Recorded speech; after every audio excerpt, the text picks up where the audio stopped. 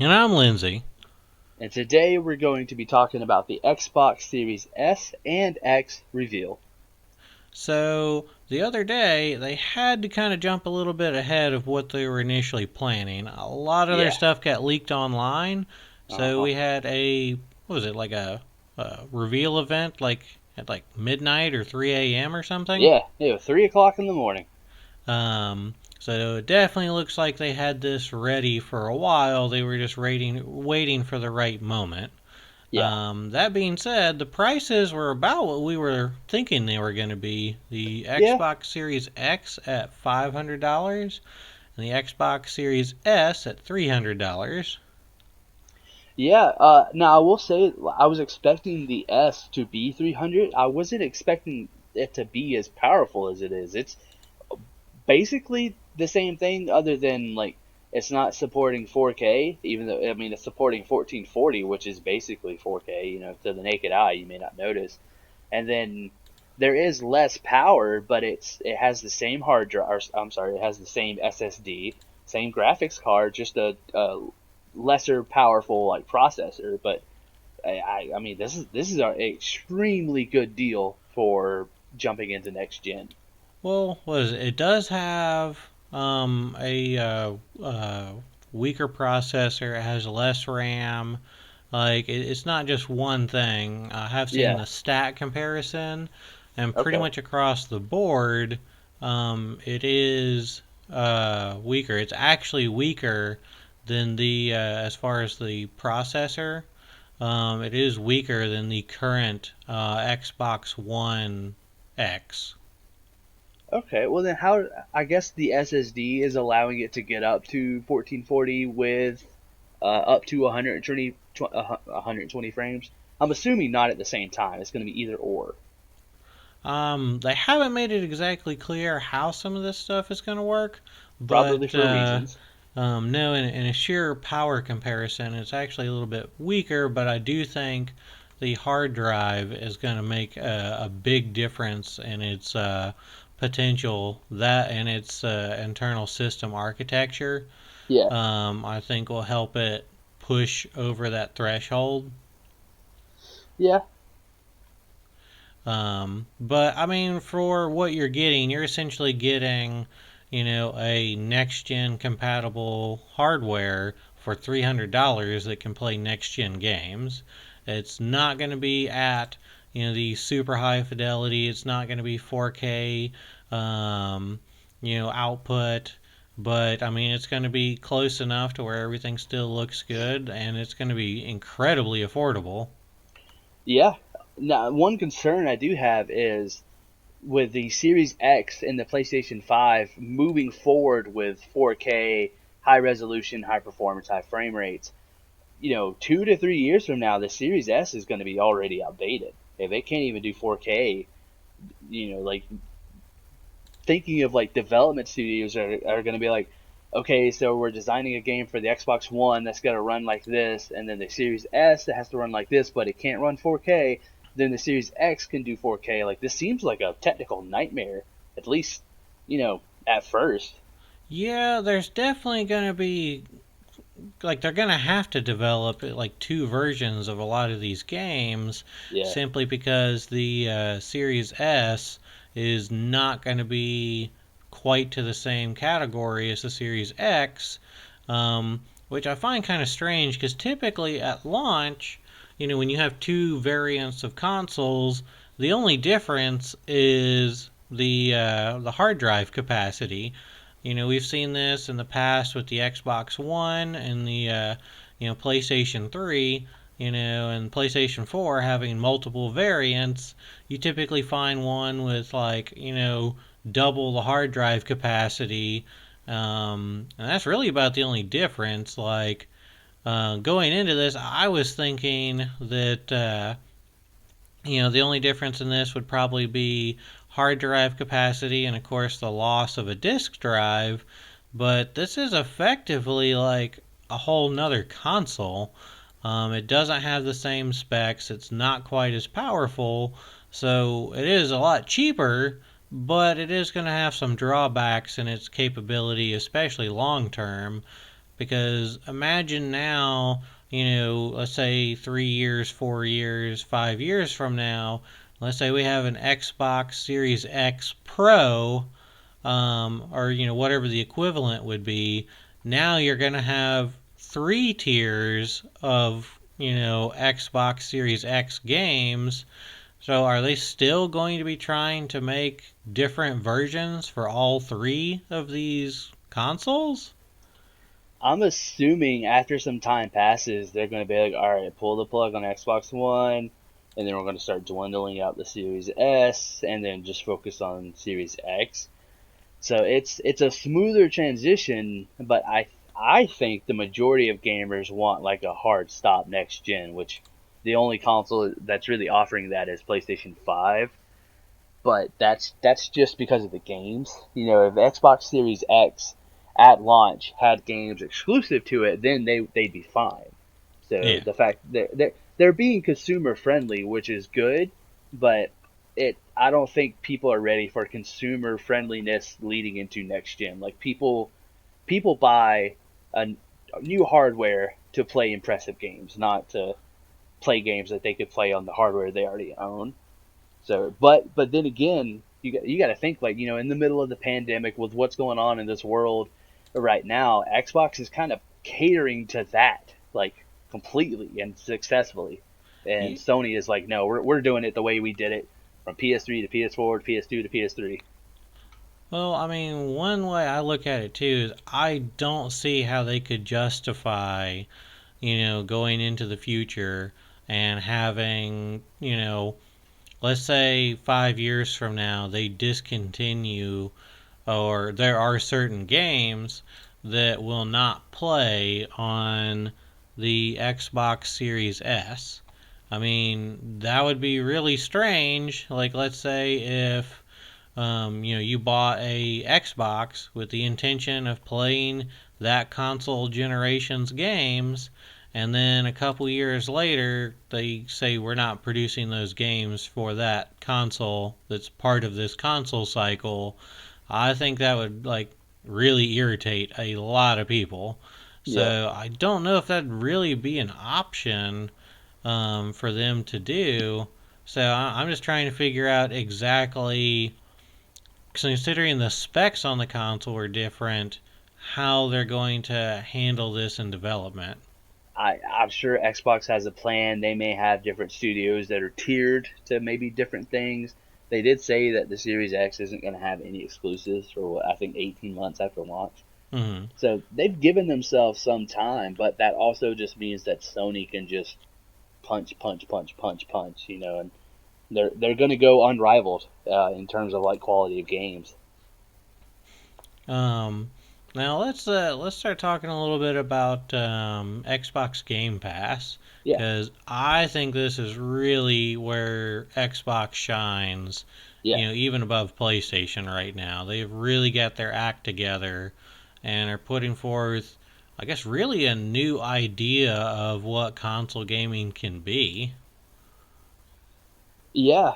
I mean, I honestly they've reached an audience unreachable before with Game Pass being like you can play it on PC. They have XCloud, which is streamable on Samsung. Unfortunately, it's not on Apple, but so it's on phones, laptops, computers. They have some games ported to Switch, which is cool. They have their own system, so it's like they're spread so far out, and nothing really feels like they're being spread too thin. It feels like they're like, oh man, you guys are launching a global brand across multiple platforms, and you're kind of being super successful at it.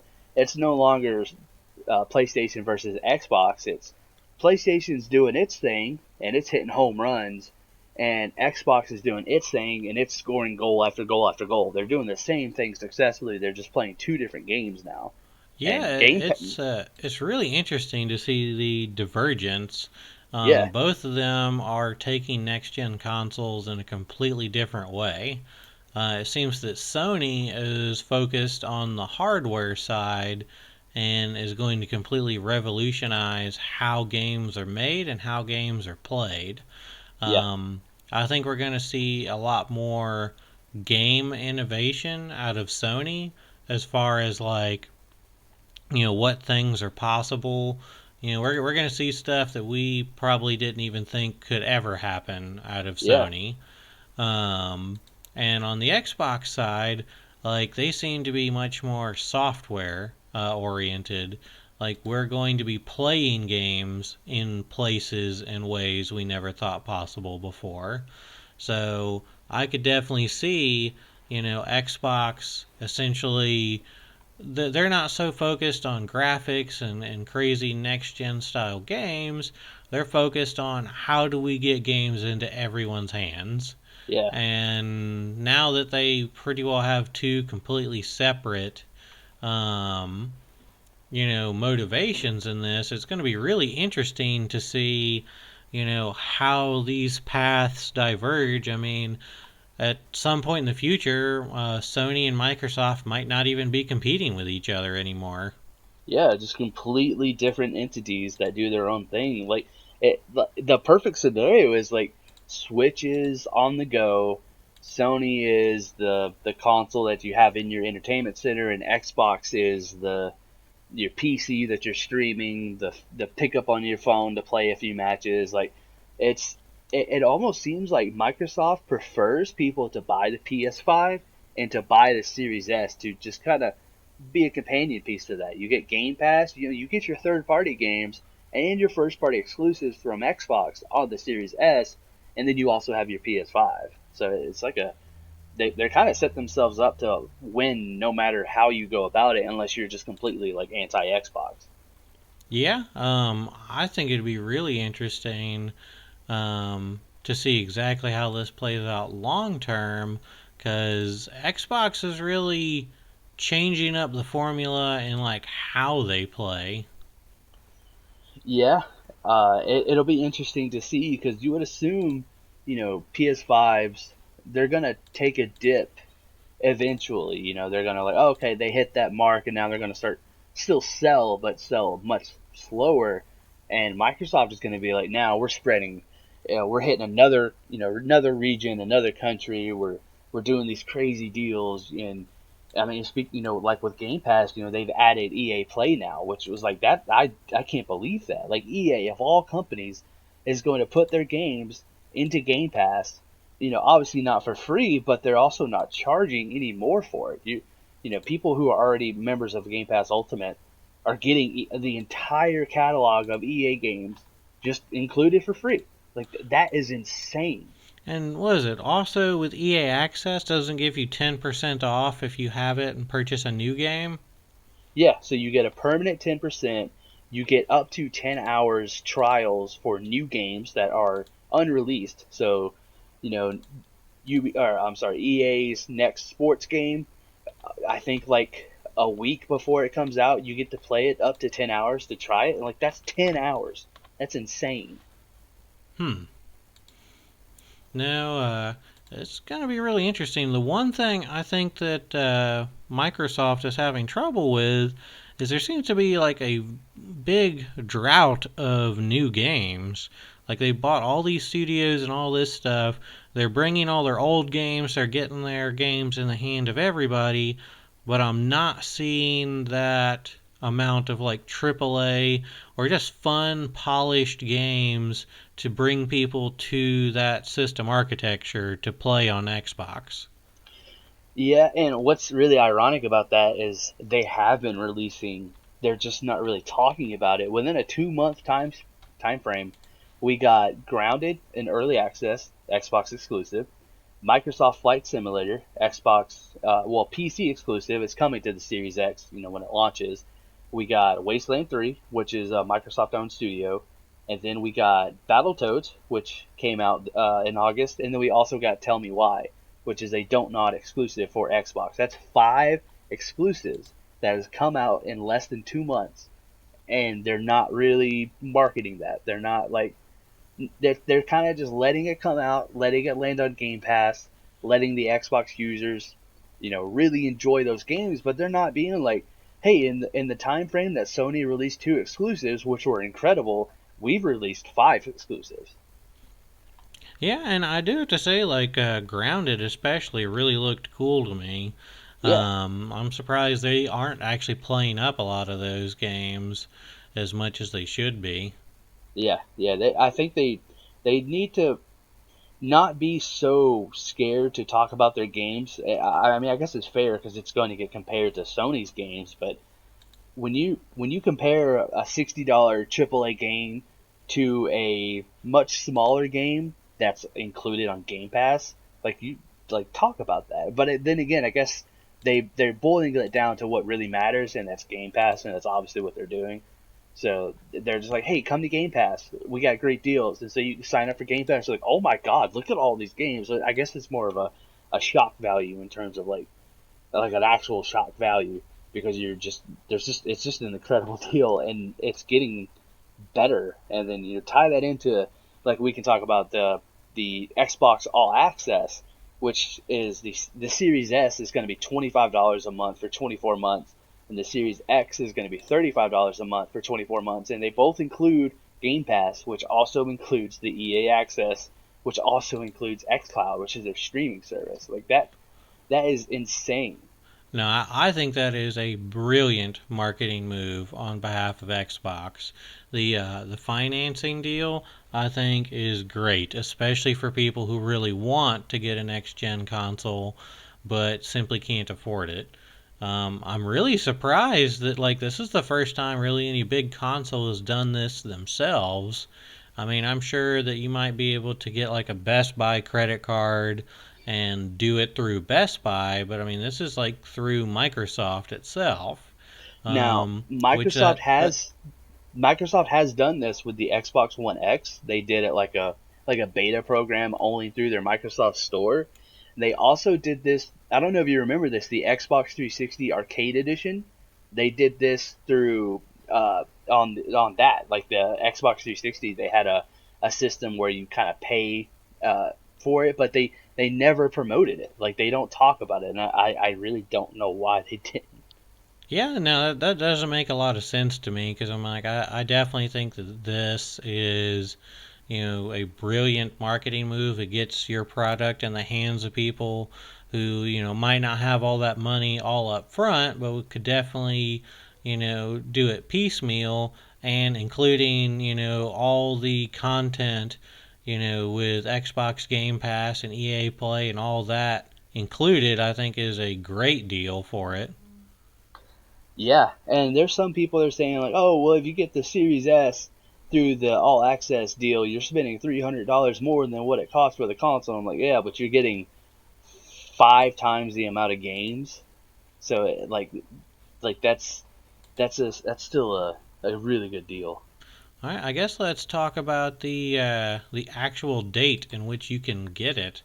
So they're starting pre-orders September 22nd, and it's supposed to come out on November 10th. I definitely feel like they've waited to like the absolute last moment to announce all this, but it feels like they were almost playing chicken with Sony.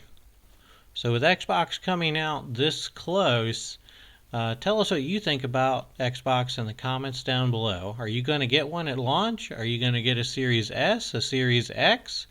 What is your decision? What is your decision going to be? Until next time, don't forget to like, share, and subscribe.